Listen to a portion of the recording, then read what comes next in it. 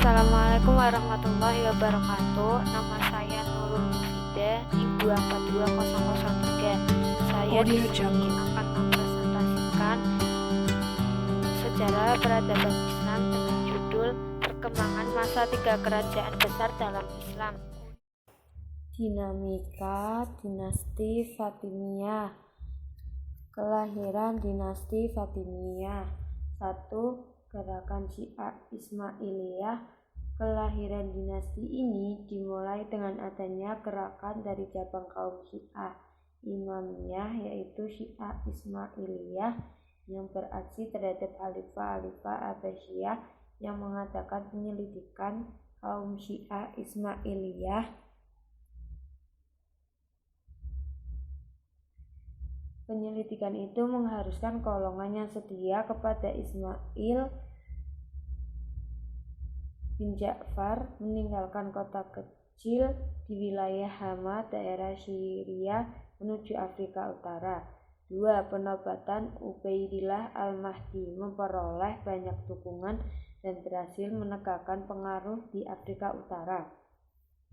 Abu Abdullah al-Husain menobatkan Said bin Husain al-Salamiyah sebagai penggantinya. Selanjutnya Said berhasil merebut kekuatan dan berhasil mengusir penguasa dinasti Aghlabiyah yang terakhir, yaitu Ziyadatullah III dari Tunisia, disusul dengan penduduknya pada tahun 909 Masehi. Inilah awal berdirinya dinasti Fatimiyah di Afrika Utara yang dipimpin oleh Said Husain al-Islamiyah As-Salamiyah yang bergelar Ubaidillah al-Mahdi II. 3. Ideologi dinasti Fatimiyah. Nama Fatimiyah dinisbatkan kepada Fatimah az-Zahra, yaitu putri Nabi Muhammad SAW, yang juga merupakan istri Ali bin Abi Thalib. Ubaidillah al-Mahdi mengaku sebagai keturunan Ali bin Abi Thalib dan Fatimah al-Zahra melalui garis Ismail putra Ja'far al-Siddiq. Nisbatan ini memperkuat klaim dan legitimasi dinasti ini yang menganggap bahwa merekalah yang sebenarnya paling berhak mengambil kendali dan pemerintah seluruh kerajaan Islam. Di samping itu, berdirinya dinasti Fatimiyah jelas-jelas merupakan tandingan bagi dinasti Abbasiyah yang sedang berkuasa. 4. Perluasan wilayah kekuasaan. Ubaidillah menegakkan pemerintahannya di istana Aghlabiyah, yaitu Al-Qadah, yang terletak di pinggir kota Kairawan. Ia membuktikan dirinya sebagai penguasa yang paling mampu dan berbakat. Ia memperluas kekuasaannya sampai meliputi wilayah Afrika dari Maroko sampai perbatasan Mesir. 5. Qahirah menjadi ibu kota. Pada masa pemerintahan Al-Mu'iz, dinasti Fatimiyah berhasil menaklukkan Maroko, Sisilia, Mesir, Palestina, Suriah, dan Hijaz. Periode dinasti Fatimiyah di Mesir dimulai ketika Jahur, komandan pasukan Al-Mu'iz atau Imam Syiah dinasti Fatimiyah untuk periode 953 sampai 975 Masehi, kepala perang yang gagah berani asal Sisilia menaklukkan negeri itu dengan memasuki ibu kotanya Fustat pada tahun 969. Ia berhasil merampasnya dari keturunan Ihsyid. Keturunan Ihsyid tidak dapat mempertahankan kekuatannya sehingga terpaksa melarikan diri. Setelah menduduki kota Fustat, dia membangun kota baru dengan nama Al-Qahirah, yang berarti gagah perkasa, sebagai lambang kemenangannya. Kemajuan dinasti Fatimiyah. 1. Bidang keagamaan. Dinasti Fatimiyah ini lebih fokus dalam hal penyebaran paham Syiah Ismailiyah pada masa pemerintahan Al-Mu'izz di Mesir terdapat 4 mazhab fikih, yaitu Syafi'i, Hanafi, Maliki, dan Hambali. Atas kenyataan itu, Mu'izz membuat hakim dari kalangan Sunni dan hakim dari kalangan Syiah. Akan tetapi, jabatan terpenting tetap berada dalam golongan Syiah. Guna menjawab kenyataan yang ada saat itu di Mesir, maka Mu'izz membuat 2 lembaga peradilan untuk kalangan Sunni dan 2 lembaga peradilan untuk kalangan Syiah. Selain itu, Mu'izz juga mempunyai sikap toleransi yang kuat pada rakyatnya, sehingga rakyat yang beda agama pun bisa tetap tenang dan nyaman hidup di Mesir dan berada di bawah kepemimpinannya. 2. Bidang ilmu pengetahuan. Dalam bidang ilmu pengetahuan dan kebudayaan, dinasti Fatimiyah dapat dikatakan menguli prestasi Bani Abbas di Baghdad dan Bani Umayyah di Spanyol pada saat yang sama. Prestasi ini bermula dari tradisi yang dirintis oleh Khalifah Al-Aziz. Istananya dijadikan pusat kegiatan keilmuan, diskusi para ulama, fuqaha, qurra, nuhat, dan ahli hadits. Al-Aziz memberi gaji yang besar kepada para pengajar sehingga banyak ulama yang pindah dari Baghdad ke Mesir. Ilmu pengetahuan berkembang pesat kala itu. Salah satu penyebabnya adalah adanya penerbit sumber-sumber pengetahuan dari bahasa asing ke dalam bahasa Arab yang diartinya adalah dari Yunani, Persia, dan India. Di samping itu, didirikannya masjid dan istana yang menjadi basis ilmu pengetahuan. 3. Bidang ekonomi dan sosial. Mesir pada masa ini mengalami kemakmuran ekonomi dan kesejahteraan sosial yang menguli Irak dan daerah-daerah lain dalam dunia Islam masa itu. Diceritakan oleh versi yang menjadi propagandis Ismailiyah, Nasir Sarwa, ketika ia berkunjung ke Mesir pada tahun 1049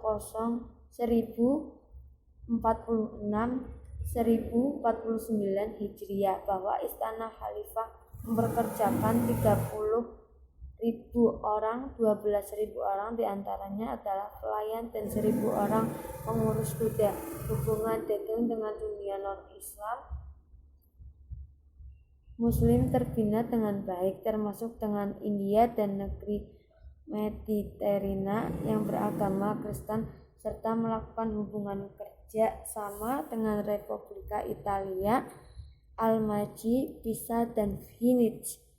4. Bidang politik. Keadaan politik pada awal masa pemerintahan dinasti Fatimiyah, periode pemerintahan yang ke-7, masa pemerintahan Al-Zahir, relatif stabil dan tidak ada kejadian besar karena para khalifah tersebut masih berkuasa penuh terhadap pemerintahan, meskipun keputusan politik yang diambil oleh mereka seringkali merugikan pihak lain yang non-Syiah bahkan non-Muslim, seperti keputusan politik yang diambil oleh Al-Hakim terhadap orang-orang Yahudi dan Kristen dengan memaksa mereka memakai jubah hitam, hanya diperbolehkan menunggangi keledai.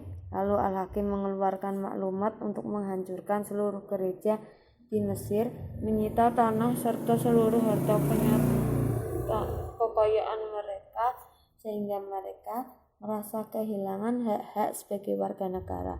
Sedangkan kepada orang-orang Muslim yang menjadi pegawai kerajaan diwajibkan mengikuti paham Syiah. Keadaan ini sangat bertolak belakang dengan kehidupan politik pada masa pemerintahan Al-Aziz, yaitu moderat, kondusif terhadap perkembangan semua paham dan agama yang ada di Mesir.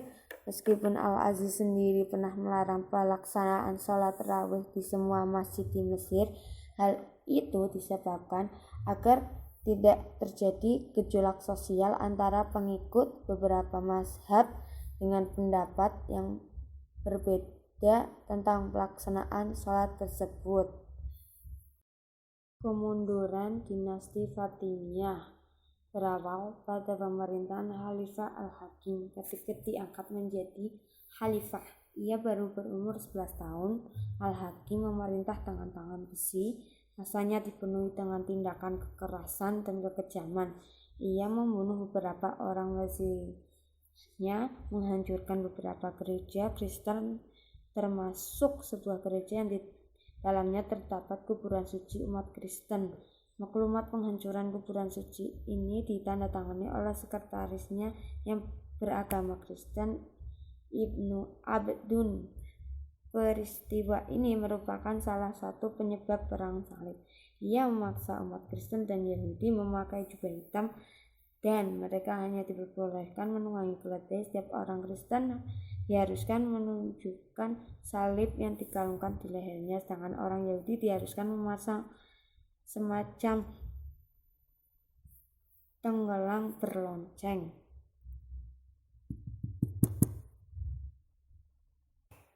Kekisruhan dan pertikaian terjadi antara orang-orang Turki, suku Berber, dan suku Sudan. Kekuasaan negara lumpuh dan kelaparan yang terjadi selama 7 tahun setelah melumpuhkan perekonomian negara. Di tengah kekacauan itu, pada tahun 1073, Khalifah memanggil Badar al-Jamil, orang Armenia, bekas budak dari kegubernuran Akka, dan memberinya wewenang untuk bertindak sebagai wazir dan panglima tertinggi. Amir al-Juyuzi, komandan perang yang baru ini, mengambil komando dengan seluruh kekuatan yang ia punya untuk memadamkan berbagai kekacauan dan memberikan nyawa baru pada pemerintahan Fatimiyah. Tapi usaha ini yang juga diteruskan oleh anak dan penerusnya, Al-Mustansir, yaitu Al-Afdal, tidak dapat menahan kemunduran dinasti ini. Setelah Al-Mustansir wafat, terjadi perpecahan serius dalam tubuh Ismailiyah. Perpecahan itu terdiri antara dua kelompok yang berada di belakang kedua anak Mustansir, yaitu Nizar dan Al-Mustali. Pendukung Nizar lebih aktif, ekstrim, dan menjadi gerakan pembunuh, sedangkan pendukung Al-Mustali menjadi moderat. Akhirnya yang terpilih menjadi khalifah adalah Al-Mustali karena ia didukung oleh Al-Afdal. Al-Afdal mendukung Al-Mustali dengan harapan ia akan memerintah di bawah pengaruhnya. Akan tetapi basis spiritual Ismailiyah menjadi runtuh setelah Mustali wafat, diganti oleh Al-Amir, anak Al-Mustali yang baru berumur 5 tahun, diangkat sebagai khalifah. Al-Amir meninggal karena dibunuh oleh kelompok Batiniyah. Al-Amir kemudian digantikan oleh Al-Hafiz, dan setelah meninggal dunia Al-Hafiz diganti oleh Safir. Dinasti Safawiyah. Berdirinya dinasti Safawiyah di Persia berkuasa pada tahun 1501 sampai 1722 Masehi. Dinasti ini merupakan salah satu kerajaan Islam yang cukup besar di Persia. Awal mulanya kerajaan ini berasal dari sebuah gerakan tarekat yang berada di Ardabil, sebuah kota di Azerbaijan. Nama Safawiyah dinisbahkan kepada nama salah seorang guru sufi dari Ardabil bernama Syekh Ishaq Syafi'uddin. Menurut riwayat, ia adalah keturunan dari Musa al-Khadim, imam ketujuh Syiah Itsna Asyariyah. Kemajuan dinasti Safawiyah. 1. Bidang ekonomi. Setelah Abbas I berhasil merebut Kepulauan Hurmuz mengubah pelabuhan Gumrun menjadi pelabuhan Abbas, maka jalur perdagangan yang biasa diperebutkan oleh Belanda, Inggris, dan Prancis sepenuhnya berhasil dikuasai oleh dinasti ini. 2. Bidang pendidikan. Pada dinasti Safawiyah muncul banyak sekali ilmuwan-ilmuwan terkenal, di antaranya Baha al-Din al-Amili atau generalis ilmu pengetahuan, Sadar al-Din al-Shirazi atau filsuf, dan Muhammad Bakir ibnu Muhammad Damat atau filsuf ahli sejarah teologi yang pernah mengadakan observasi atas kehidupan lebah. 3. Pembangunan fisik tata kota dan seni. Kemunduran dinasti Safawiyah adalah kerajaan Safawiyah dikarenakan para penguasa kerajaan ini sangat lemah, bersifat buruk, dan bersikap seenaknya sendiri. Dinamika dinasti Mughal. Berdirinya dinasti Mughal adalah menjelang masuknya Islam, agama Jaina tidak populer dan agama Buddha sedang menurun. Pada saat itulah Islam mulai masuk di India karena kelompok Buddha lebih banyak terkalahkan dalam persaingan. Akhirnya mereka lebih terbuka untuk menerima Islam. Sejarah awal masuknya Islam di India dapat dibagi menjadi 4 periode, yaitu zaman Nabi Muhammad SAW, dinasti Umayyah, Ghaznawi, dan Husri. Pada zaman Nabi Muhammad SAW, pedagang-pedagang Arab yang telah menganut Islam sudah berhubungan erat dengan dunia timur melalui pelabuhan-pelabuhan India, sehingga mereka berdagang sambil berdakwah. Pada masa ini, Chairman Perumal, Raja Kadang Galur dari pantai Malabar, telah memeluk Islam dan menemui Nabi. Inilah sejarah awal masuknya Islam di anak benua India.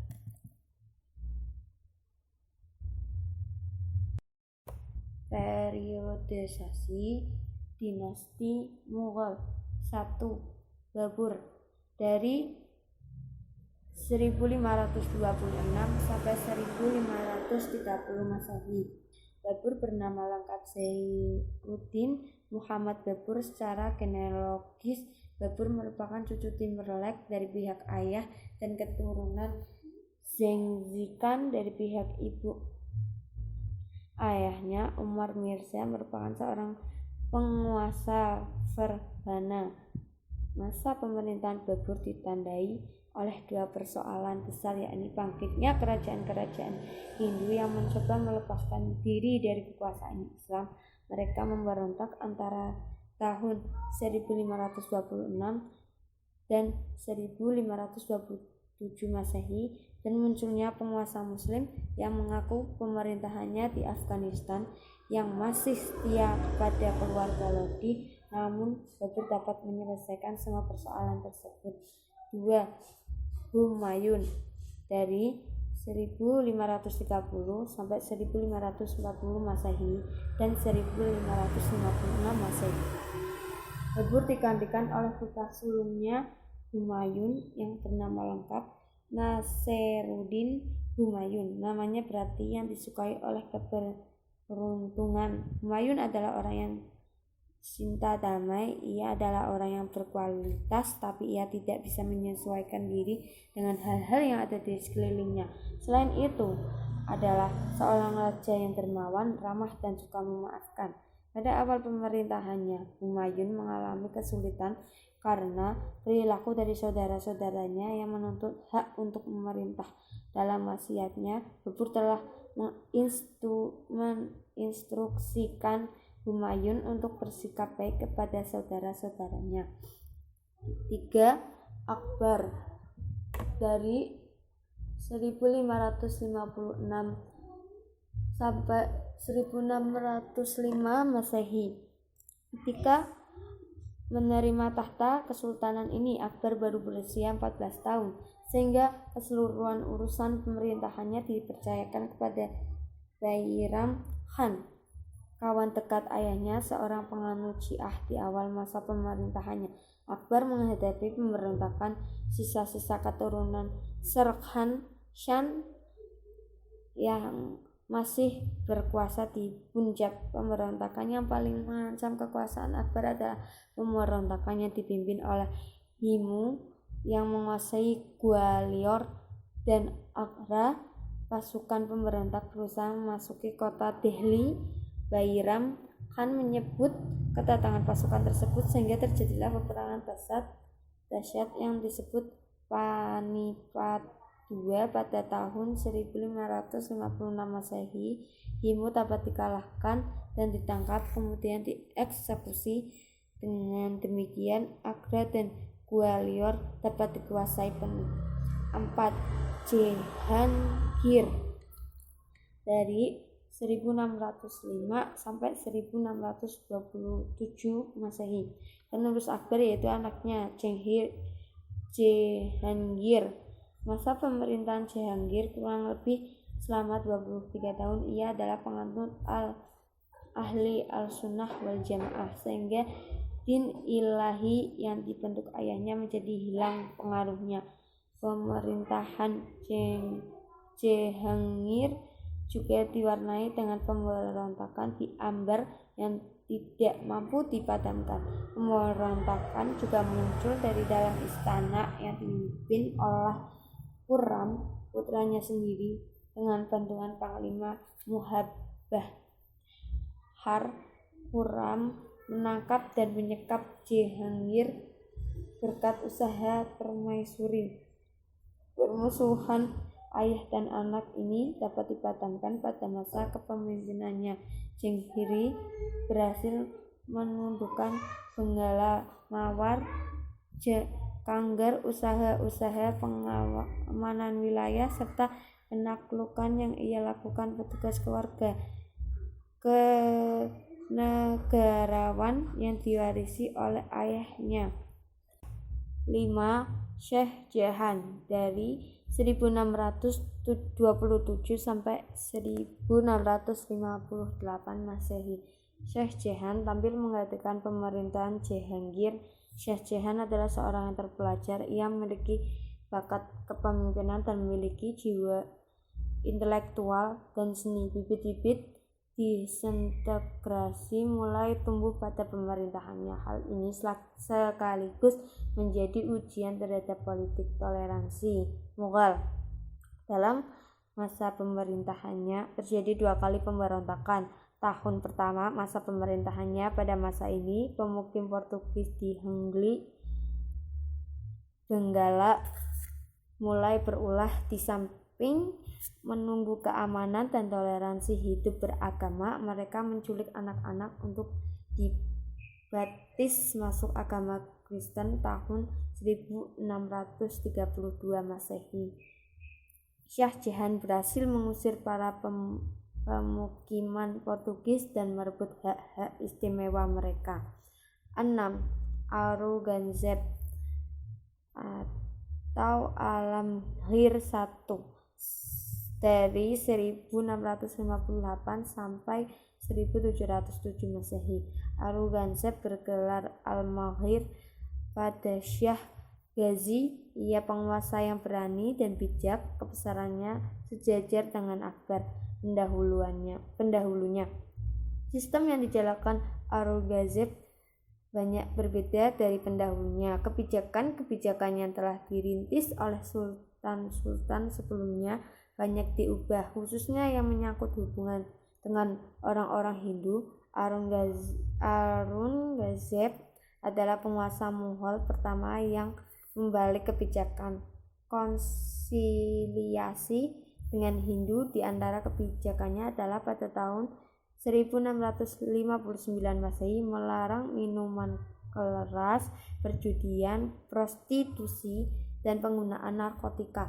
tahun 1664 Masehi, ia juga mengeluarkan dekrit yang isinya tidak boleh memaksa wanita untuk satidahu, yaitu pembakaran diri seorang janda yang ditinggal mati suaminya tanpa kemauannya bersangkutan. Pada tahun 1668 Masehi, Aurangzeb juga melarang pertunjukan musik di istana, membebani non-Islam dengan poll tax, yaitu pajak untuk mendapatkan hak memilih, menyuruh perusakan kuil-kuil Hindu yang disalahgunakan untuk kegiatan-kegiatan politik, dan memsponsori pengkodifikasian hukum Islam yang dikenal dengan Fatwa 1 Al-Lamgiri. 7. Pemerintahan pasca Aurangzeb sampai tahun 1858.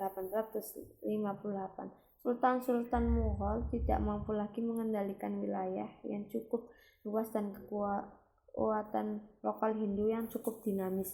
Samping juga karena konflik di antara mereka sendiri yang berebut kekuasaan.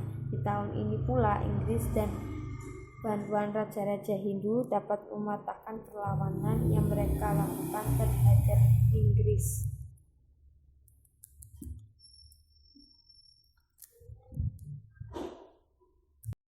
Sekian penjelasan dari saya, kurang lebihnya mohon maaf. Terima kasih. Wassalamualaikum warahmatullahi wabarakatuh.